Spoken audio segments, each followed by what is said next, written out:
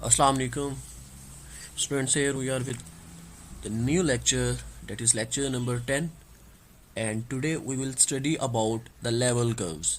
Yeah, that how we can define the level curves and how we can find the level curves of any function in complex analysis. So let us start with the definition of the level curve.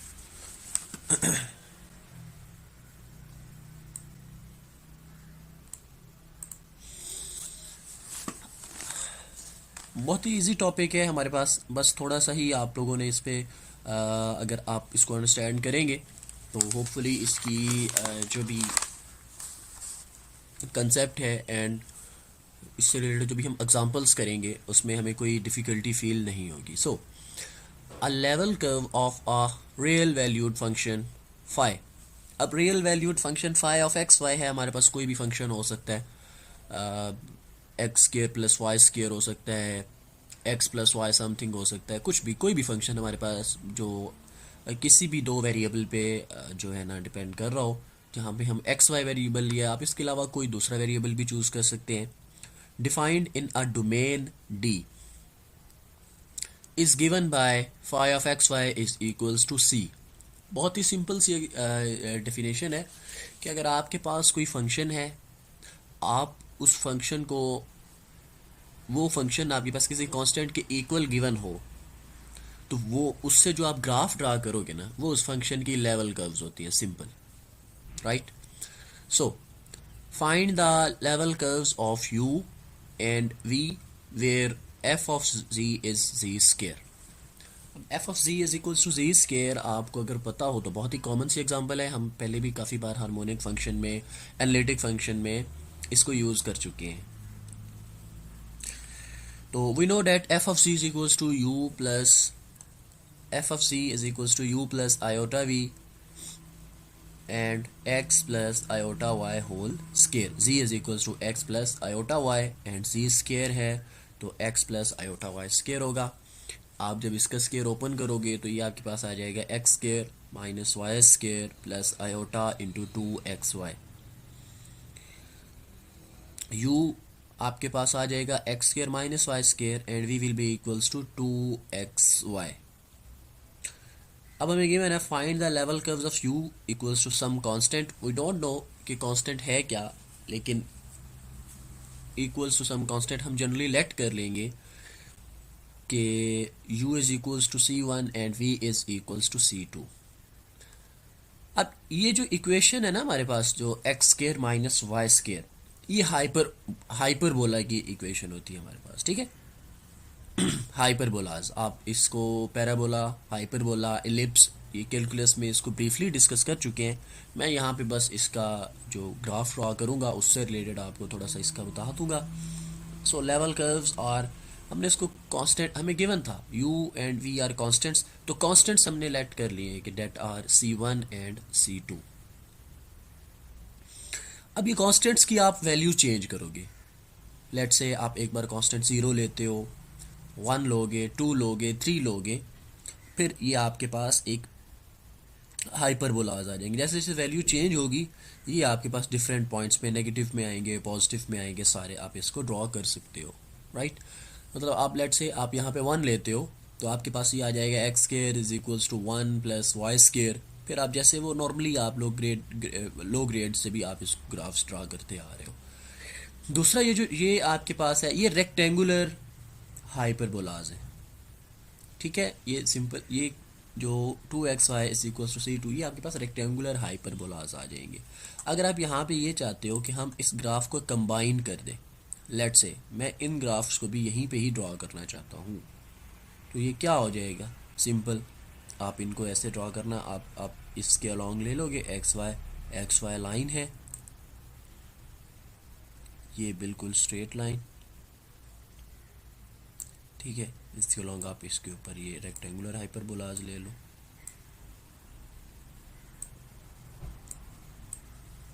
मैंने रफली draw किया है. तो these are the level curves. तो क्या होते हैं जी level curve? Simple, आप क्या करोगे, इसमें जो भी आपको फंक्शन गिवन होता है उसके u और v को आप equals to some constant given है हमें यहाँ पे, ठीक है, स्टेटमेंट में कोई हमने खुद से सपोज नहीं किया, वैसे बाय डेफिनेशन है given by phi of x y equals to some constant.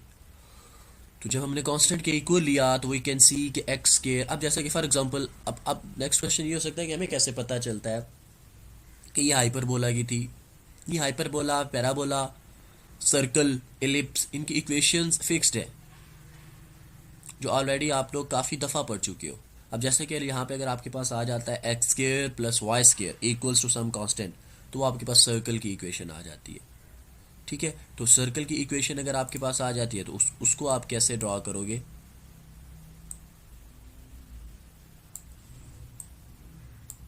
Circle आपको पता है, ये अगर इक्वल्स टू वन होगा, इक्वल्स टू वन का मतलब कि उसका रेडियस वन है, लेट से आप यहाँ वन ले रहे हो, वन ले रहे हो, इक्वल्स टू टू आप लोगे, ठीक है, ये थोड़ा सा रफ बन रहा है, इक्वल्स टू थ्री करोगे तो ये थोड़ा और बड़ा हो जाएगा। तो वो इस तरह से आप लेवल का बेसिकली जो आपके पास इक्वेशन आ रही है आप उस इक्वेशन की हेल्प से ग्राफ ड्रा करते हो, वही आपकी लेवल कर्व्स होती है। नेक्स्ट आपके पास आ जाता है orthogonal families. So the angle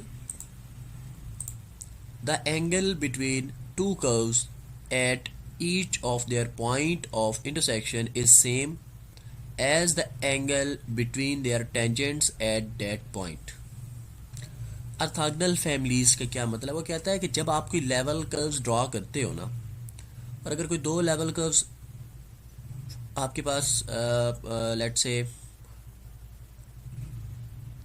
कोई सी दो लेवल कर्व्स एक दूसरे को किसी पॉइंट पे इंटरसेक्ट कर रही है, एक दूसरे को एक पॉइंट पे कट कर रही है, तो वो जो पॉइंट ऑफ इंटरसेक्शन पे एंगल होगा ना वो उनके टेंजेंट के इक्वल होगा। अब टेंजेंट क्या होता है आप लोग पढ़ भी चुके हो, मैं दोबारा से रिपीट कर देता हूँ। टेंजेंट लाइन जो होती है ना, टेंजेंट लाइन, लेट्स से ये मेरे पास कोई कर्व है, ठीक है, टेंजेंट लाइन वो लाइन होती है जो इस कर्व को सिर्फ और सिर्फ एक पॉइंट पे टच करे, कट नहीं करना चाहिए, ना ही मोर देन वन पॉइंट्स पे टच कर रही हो, सिर्फ और सिर्फ एक पॉइंट पे टच करे, हम उस लाइन को टेंजेंट लाइन कहते होते हैं, ठीक है। तो वो कहते हैं कि आपके पास जो लेवल कर्व्स आएंगी and the point of that intersection of level curves is same as the angle between their tangents at that point. Two families of curves u and v are said to be orthogonal families if they intersect each other at right angle at each point of their intersection. Orthogonal trajectories या इससे related खैर आप शायद पहले पढ़ा भी हो लेकिन नहीं भी पढ़ा, तो मैं आपको बता देता हूँ। ऑर्थोगोनल का मतलब ही होता है कि परपेंडिकुलर की आप बात कर रहे हो, ठीक है, ज्योमेट्रिकली जब आप बात करोगे उसकी। तो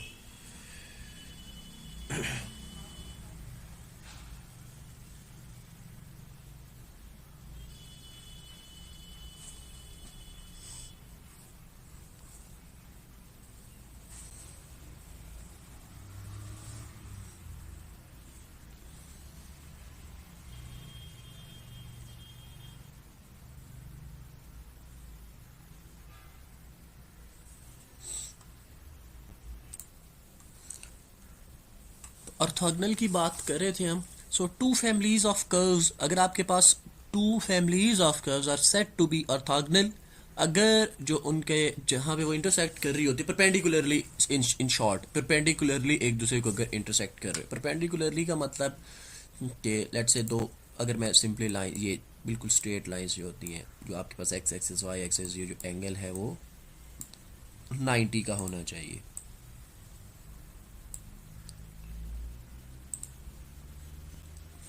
नेक्स्ट हमारे पास कंडीशंस आ जाती हैं कि conditions for two families to be orthogonal, कि हम कैसे, लेट्स से हमारे पास क्वेश्चन आ जाता है, एग्जांपल आ जाती है, तो then how we can solve या how we can find that the given function is orthogonal और given two families are orthogonal और नॉट। तो उसके लिए हमारे पास कंडीशंस है। सपोज हमारे पास कोई दो फैमिलीज हैं u of x y and that is equals to some constant and v of x y is equals to some different constant that is c2, हमने इनको इक्वेशन 1 एंड इक्वेशन 2 का नाम दे लिया. Let P be their point of intersection. P हमने कोई assume कर लिया कि ये उनका कोई पॉइंट ऑफ इंटरसेक्शन है, राइट. सो यहाँ पे अब हम क्या करेंगे, सिंपल, फ्रॉम इक्वेशन 1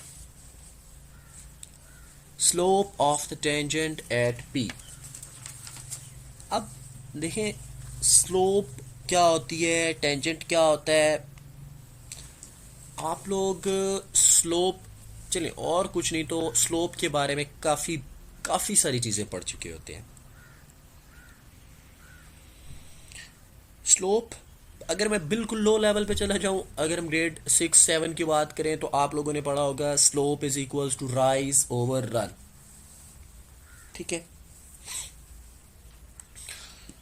उसके बाद फर्स्ट ईयर सेकेंड ईयर में आप लोगों ने पढ़ा होता है वेक्टर्स में, और कहीं नहीं तो जो चैप्टर नंबर 7 है सेकेंड ईयर का, वहाँ पे आप फैक्टर्स में स्लोप के बारे में पढ़ते हो. पॉइंट स्लोप होती है आपके पास x2 minus x1, y2 minus y1 divided by x2 minus x1. ये काफ़ी सारी मतलब आपके पास आ रही होती है. तो इक्वेशन 1 की जो स्लोप है that is dy over dx equals to m1 and is equals to minus curl u over curl x divided by curl u over curl y. Similarly, the slope of the tangent to equation 2 is dy by dx equals to m2 equals to minus curl v over curl x curl v over curl y. Obviously मैं इसकी derivation की तरफ नहीं जाऊँगा. ये आपकी जो pre requisites हैं कैलकुलस 1-2 उनमें इनकी डेरिवेशंस या कैसे ये आते हैं ये सारी चीज़ें, हम बस इसकी एप्लीकेशंस को देख रहे हैं. So two lines are orthogonal if m1 m2 is equals to minus, ये जो पॉइंट है ये mathematics chapter 2 sorry mathematics second year math chapter number 7 में आप लोग देखते हो कि अगर दो जो लाइंस होती हैं वो पैरेलल होती हैं if their slopes are equal and perpendicular if the product of their slopes are equals to -1. अब ये दो लाइंस हमने ऊपर जो ली हैं this one and this one, आप अगर चेक करना चाहते हो कि ये परपेंडिकुलर हैं तो आप क्या करोगे, इनका प्रोडक्ट इक्वल्स टू -1 लोगे. ठीक है. Two lines are orthogonal if m1 m2 is equals to -1. So इन दोनों का प्रोडक्ट इक्वल्स टू -1 लिया. Curl u over curl x dot curl v over curl x, minus minus positive हो जाएगा और डिनोमिनेटर में क्या आएगा, curl u over curl y curl v over curl y, जो कि डिनोमिनेटर में है तो इस साइड पे आके -1 के साथ मल्टीप्लाई हो जाएगा. आप इनको इधर ट्रांसफ़र करोगे तो इसका सम इक्वल्स टू आपके पास क्या आ गया, 0 आ गया. यही आप शो करवाना चाहते थे. यही आपके पास कंडीशंस हैं. अगर ये कंडीशन आपके पास फुलफिल हो जाए तो इसका मतलब क्या है, the two families of the curves is equals to are orthogonal. इससे रिलेटेड क्वेश्चन देखते हैं जी. If W is equals to 1 over Z, then find the level curves of real and imaginary parts of W. Also show that the level curves are orthogonal.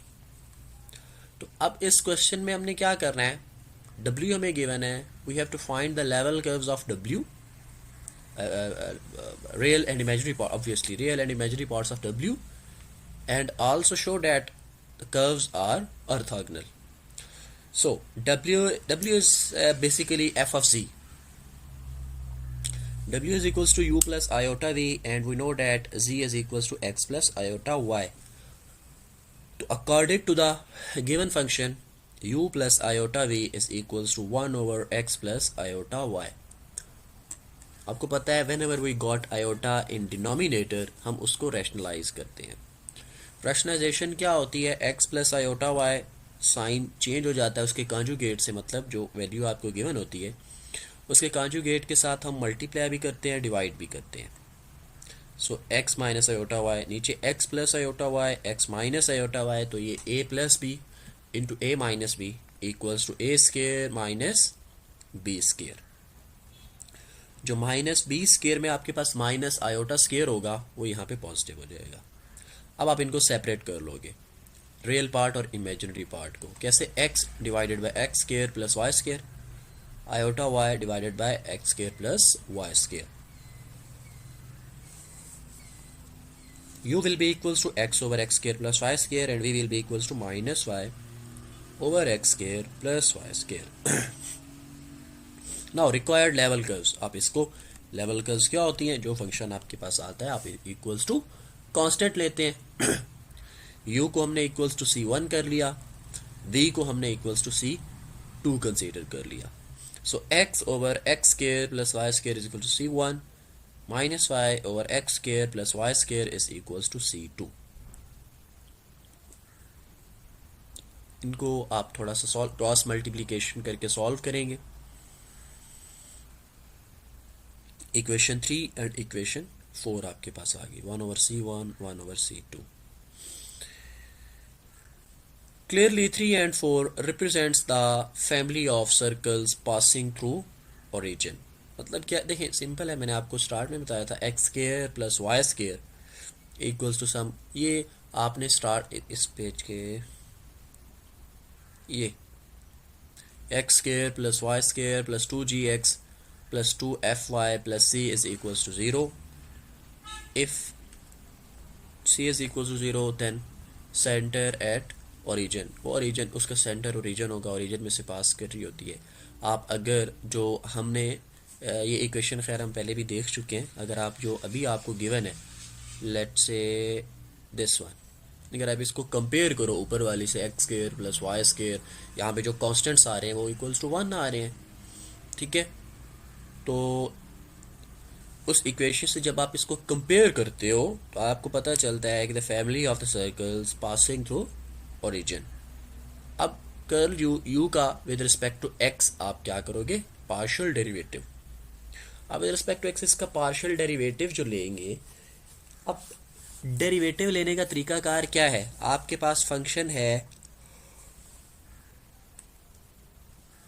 u is equals to x over x square plus y square. u is equals to x over x square plus y square. अब जो भी आपके पास fraction में function आ जाता है ना, तो जो फ्रैक्शन वाले फंक्शंस होते हैं उनका डेरिवेटिव जब हमने लेना होता है तो हम उस पर कोशेंट रूल अप्लाई करते हैं। कोशेंट रूल क्या होता है? कोशेंट रूल में डिनोमिनेटर का स्क्वायर ऊपर न्यूमरेटर एज इट इज, मतलब x। तो मैं इसका ऑब्वियसली कंप्लीट उसका डेरिवेटिव तो आपको लेके नहीं बताऊंगा। अब चूंकि आप विद रिस्पेक्ट टू x ले रहे हो, ठीक है, curl u over curl x, तो इसमें y को आप एज अ कांस्टेंट ही डील करोगे। ये चीज़ अपने माइंड में रखनी है, ठीक है। मतलब ओवरऑल इस पे नहीं अप्लाई कर देना कि वो जैसे नॉर्मली डिनोमिनेटर का square numerator as it is, denominator का square minus this and this, ठीक है। तो आप यहाँ पे क्या करोगे? तो आप इसके equals to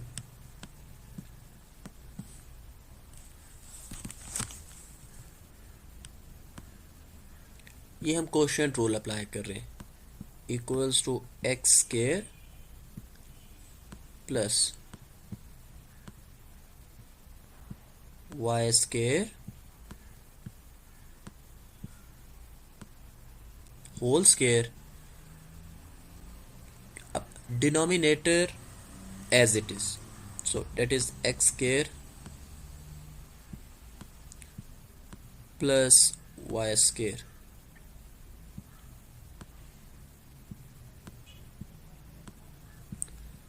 and derivative of x जो कि आपके पास 1 आ जाएगा, minus x as it is and derivative of denominator. तो डिनोमिनेटर का डेरिवेटिव एक्स स्क्वायर का डेरिवेटिव आपके पास आ जाएगा 2x, क्योंकि partial derivative with respect to x ले रहे हैं तो जो वाई स्केयर कांस्टेंट डील होगा वो हो जाएगा 0 आपके पास। अब अगर नेक्स्ट स्टेप में देखें ना, मैं सिर्फ न्यूमरेटर को सॉल्व करने लगा हूं, डिनोमिनेटर हमारा सेम रहेगा, x square plus y square minus 2x into x square. So y square x square minus 2x square will be equals to minus x square। तो सिमिलरली आप इसी फंक्शन का u का with respect to y calculate करोगे, फिर v का with respect to x and y। अब given families जो है ये आपके पास ऑर्थोगोनल होगी अगर curl u over curl x into curl v over curl x plus curl u over curl y into curl v over curl y equal हो जाए 0 के। तो आप क्या करो, लेफ्ट हैंड साइड चूज करो, उसमें वैल्यूज पुट करो, that will definitely be equals to 0। So this question is your home task. इसमें आपने क्या करना है, if f of c is equals to z plus 4 over z minus 4, find the level curves of its real and imaginary parts, also show that the level curves are orthogonal। ये आपका home task है, ये आप खुद करेंगे और मुझे submit करेंगे। नेक्स्ट हमारे पास क्वेश्चन आ जाता है, f of c is equals to u plus iota v is analytic, then level curves are orthogonal। So here we are given with